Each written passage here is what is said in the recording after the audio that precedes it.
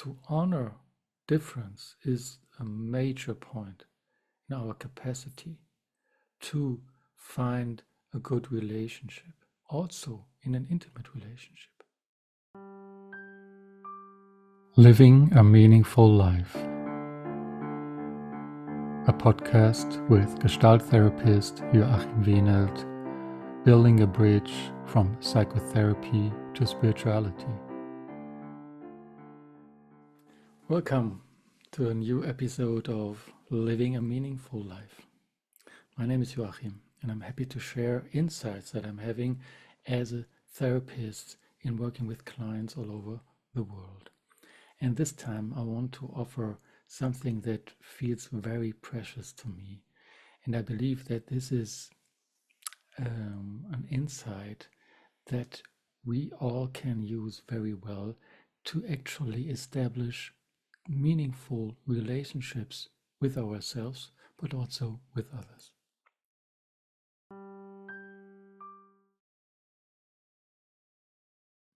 Many times there are clients coming, having a longing to belong to someone, to have a partner, an intimate relationship, friendships, to have a meaningful job. All this is all related to this longing to belong to others.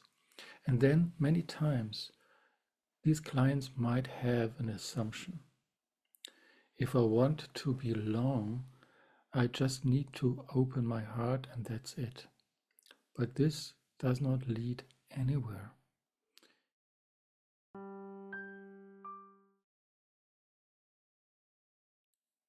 On our pathway, we need to build identities. What's an identity? Identity is everything that I say I to.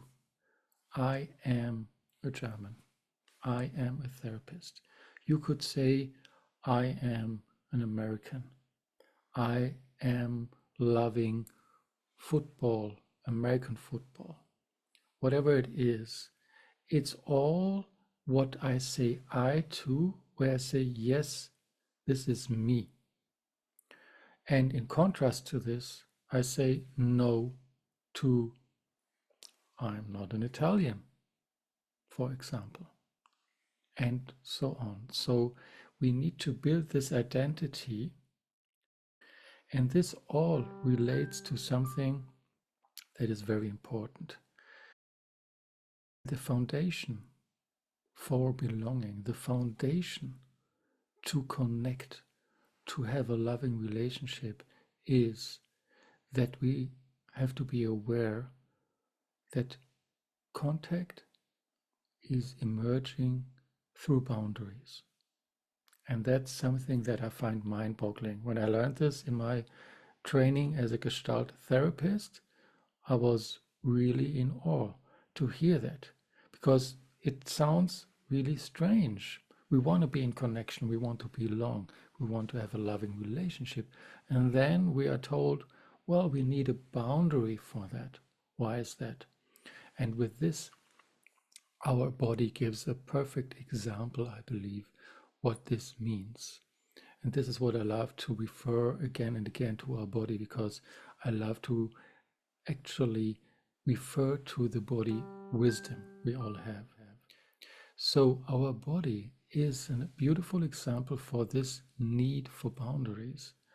So if we say this hand wants to meet this hand, and it comes closer, closer, and then this hand goes away,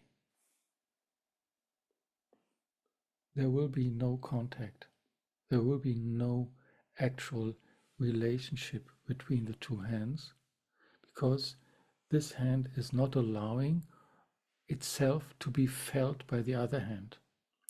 And this is exactly the example that we need to be aware of in our relationships. We need to have boundaries. So if this hand comes closer, the other hand, if it stays there, it offers a boundary, the skin. And here also there's skin, and then there is a touch, there's contact. And from there might be a feeling of connection, of beauty. Sometimes It can be also a painful contact. But either way, there needs to be a boundary to establish contact and connection.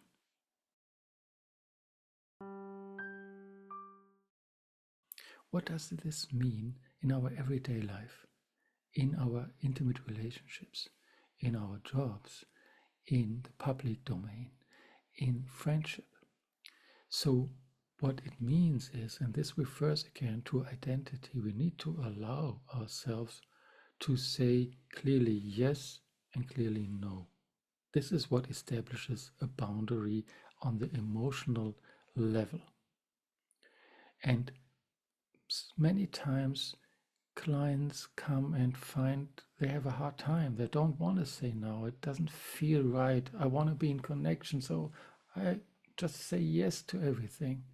But this is actually the road to nowhere, to no connection, and actually often it creates damage. Because then the other person doesn't know, okay, what does this person want actually? And then things are happening that don't feel nice. So here's the thing, that you can check yourself, how easy is it for you to say yes and to say no. And some really it's easy for them to say yes to everything. I have a hard time to say no. And then there are others who have a really hard time to say yes, and they say no to everything. And both wants to be balanced. We want to balance that, because if we always say no to everything, to every offer, to every kind of intimacy, then this feels stuck. There's no development for that person. There's no development in a relationship, in a partnership. So this needs to be addressed. And on the other hand, if a person always says yes, this might even create anger for a partner or a friend to say, come on, that's not real. Let's be real here. Give me your no. I want to know what you want, what's your need. And only then we can actually relate. And if this causes friction or tension, fine, that's good. I believe that part of our maturing in our life is to be able to be with tension. I want this, you want that. Wow. I want red, you want blue. How is this coming together? Well, in the beginning, it doesn't.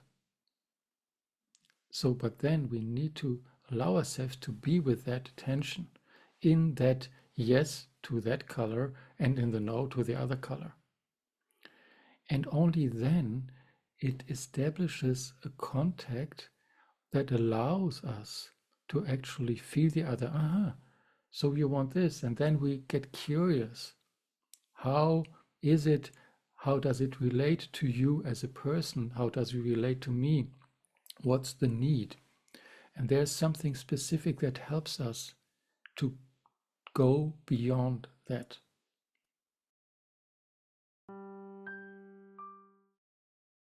There are certain steps that we need to take if a person sees this person wants this, the other person wants that.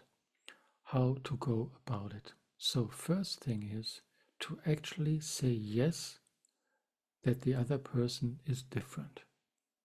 That's sometimes is already a challenge. Many times humans assume, how can it be that the other person is different? So to honor difference is a major point in our capacity to find a good relationship, also in an intimate relationship. To say yes, the partner wants something different is sometimes a huge progress for the whole relationship, because then the other feels seen and felt as like, that's okay to be different. Perfect. This creates more space.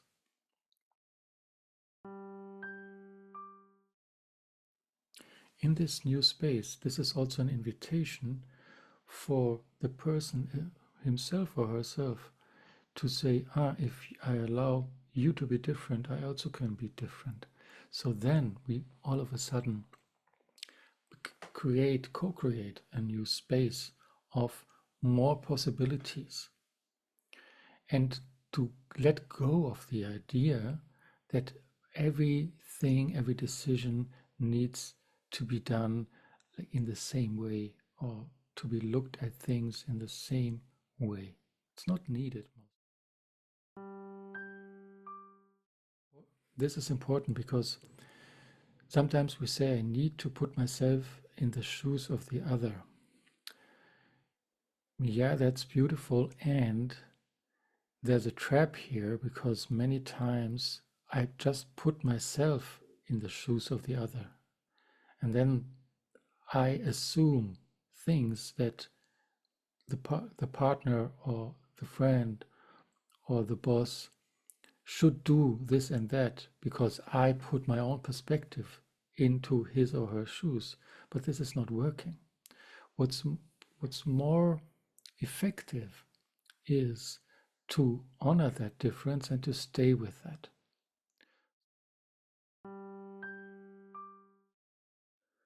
And the next step from coming to differentiation to unity is to find that these two persons find out what is their common goal.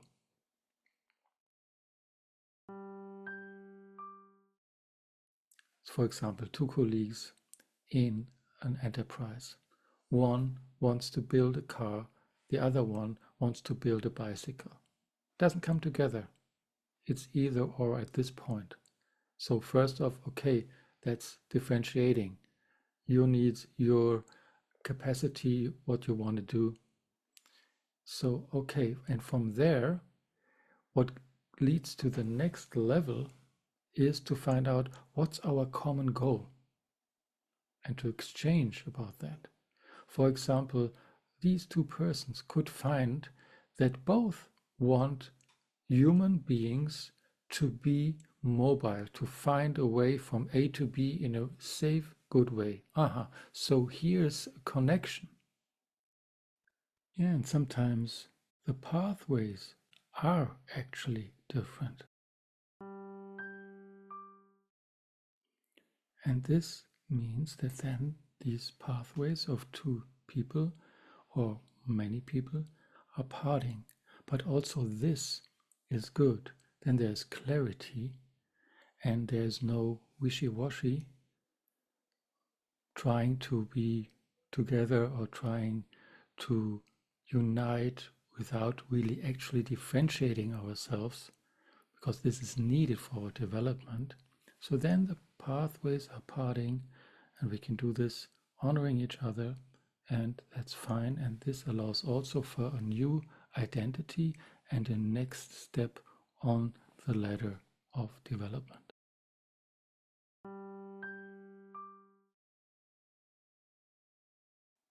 So we need the difference to allow for actually new experiences, for actually new developments also in businesses.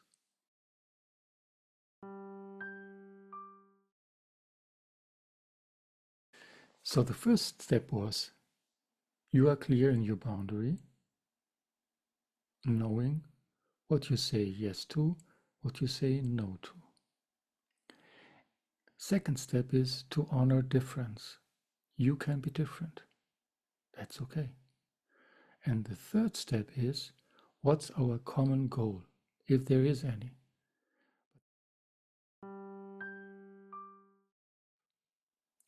And from that, we find a new step in the development, in the relationship, and all of a sudden we find ourselves being different.